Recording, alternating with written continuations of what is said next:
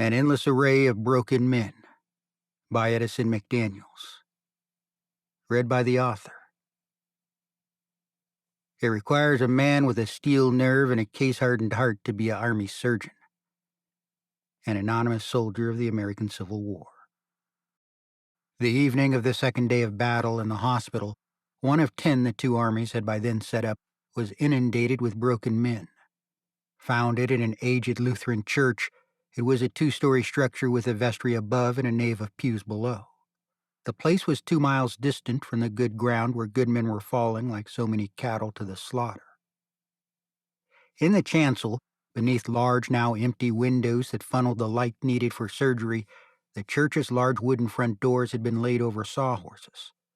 So it was that when Dr. Bay passed from the nave to the vestibule, he looked out into the somber light of dusk without obstruction. A 3-foot-high stone wall enclosed an area of perhaps 1,000 feet square. A thin, smoky veil had drifted across from the distant battlefield and hung everywhere over the churchyard. It seemed to cast a pall of immeasurable suffering over the place. Bay supposed hundreds of men crowded the yard, though by his reckoning not a one among them was whole. They covered the ground thick as maggots on a 3-day-old carcass in July, so that the dirt itself was hardly anywhere visible. One could not move, but that all felt it, and thus rose together in a hellish contortion of pain and agony.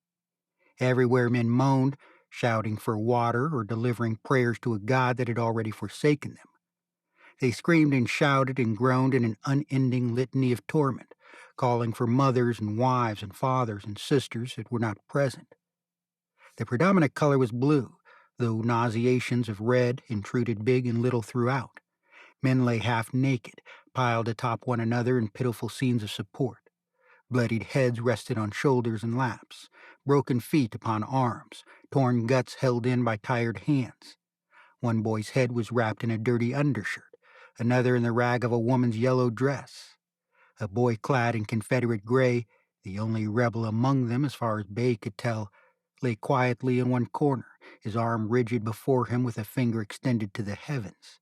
His face was a singular portrait of contentment among the misery. The white of 2 or 3 score of broken bones, dirtied with the passing of hours since injury, jetted through ripped skin. Limbs were splinted with all manner of devices, muskets, tree branches, bayonets, lengths of wood or iron taken from barns and carts. One individual had bone splinted with bone. Someone had lashed the dried femur of a horse or some other long-dead animal to his busted shin. Arms and legs, swollen and blue, dotted the landscape with men seemingly attached only as an afterthought. Bay looked with astonishment at the writhings of a man's gut, thought it worm-like in its workings, understood it to be a fatal wound. Another man lay blind to all of this, his eyes ghoulishly subtracted by a mini-ball that had inflated him, passing from one side of his face through to the other. Over and over the man moaned, "I'm killed, oh God, I'm killed," in a tired, pitiful voice that Bay had heard all afternoon from within the depths of the church-turned-hospital. Others lay about in shock. These last were mostly quiet, their color unnaturally pale. It was agonizingly humid in the still air of the yard, and the stink of blood mixed with human waste produced a potent and offensive odor not unlike that of a hog farm in the high heat of a South Carolina summer.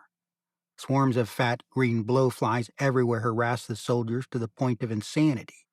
The steady buzz of these flies was a noise straight out of hell itself, a distress to the ears.